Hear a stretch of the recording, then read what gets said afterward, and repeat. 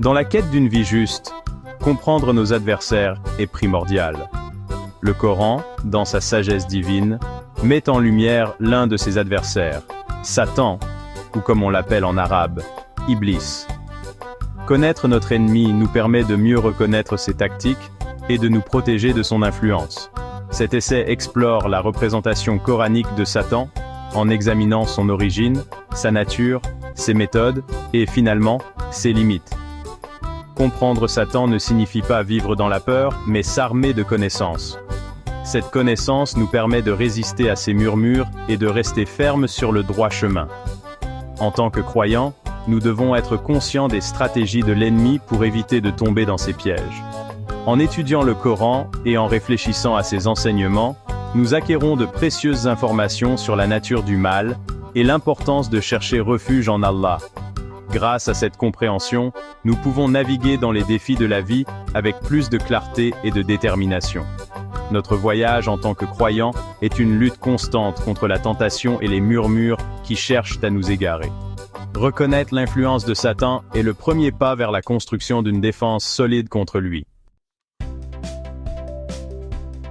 Avant d'explorer les tactiques trompeuses de Satan, nous devons d'abord comprendre son origine. Le Coran nous dit qu'Iblis n'a pas été créé intrinsèquement mauvais.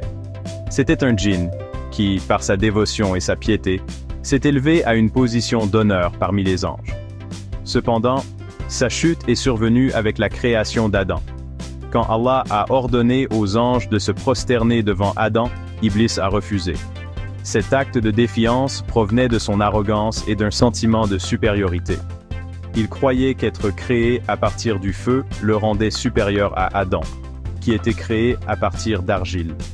Ce refus d'obéir au commandement d'Allah a marqué la chute d'Iblis. Il a été banni de la miséricorde d'Allah et est devenu connu sous le nom de Satan, l'ennemi juré de l'humanité. Son histoire nous rappelle que l'arrogance et l'orgueil peuvent égarer même les plus dévots. La chute de Satan souligne l'importance de l'humilité et de la soumission complète à la volonté d'Allah. C'est un récit édifiant qui nous met en garde contre les dangers de la suffisance et de la croyance en notre propre supériorité. L'arme principale de Satan n'est pas la force brute, mais plutôt la tromperie et la ruse. Le Coran le décrit comme un chuchoteur rusé, cherchant constamment à détourner les gens du chemin d'Allah. Il exploite nos faiblesses, nos désirs et nos insécurités pour nous attirer vers le péché. Ses murmures sont subtils, souvent déguisés en nos propres pensées, ce qui les rend difficiles à détecter. L'une de ses tactiques les plus efficaces est d'embellir les mauvaises actions, en les faisant paraître attrayantes et désirables. Il murmure des promesses de plaisir et de satisfaction, cachant les conséquences ultimes de telles actions.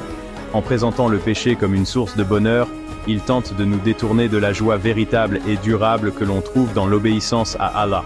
Il est crucial de se rappeler que les promesses de Satan sont vides et trompeuses. C'est un maître manipulateur, habile à déformer la réalité et à exploiter nos vulnérabilités. Son but est de nous égarer du chemin d'Allah, et il utilisera tous les moyens nécessaires pour y parvenir. Les tactiques de Satan ne sont pas aléatoires. Elles sont soigneusement conçues pour exploiter les faiblesses inhérentes à tous les êtres humains. Il comprend nos désirs de richesse, de statut et de pouvoir, et il utilise ces désirs pour nous tenter. Il chuchote des suggestions de raccourcis et de gains faciles, encourageant l'avidité et le matérialisme. De même, il exploite notre vulnérabilité à la luxure et au désir, nous tentant avec des plaisirs interdits. Il incite à l'envie et à la haine entre les gens, semant la discorde et créant des divisions. En chuchotant des soupçons et en alimentant les rancunes, il crée de l'animosité et des conflits. Il exploite également nos peurs et nos angoisses, les amplifiant pour nous paralyser avec le doute et le désespoir.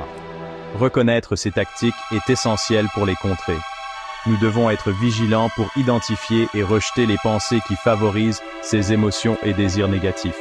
En renforçant notre lien avec Allah et en cherchant refuge dans ses conseils, nous pouvons surmonter ces tentations.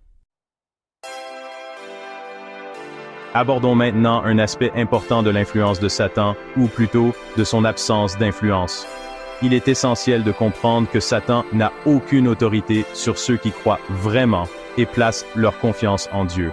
Voyez-vous, les croyants sont protégés par leur foi, et les murmures de Satan tombent dans l'oreille d'un sourd lorsqu'ils sont confrontés à une conviction inébranlable. C'est un témoignage de la force et de la résilience de la foi, qui agit comme un bouclier contre toute forme d'intention malveillante.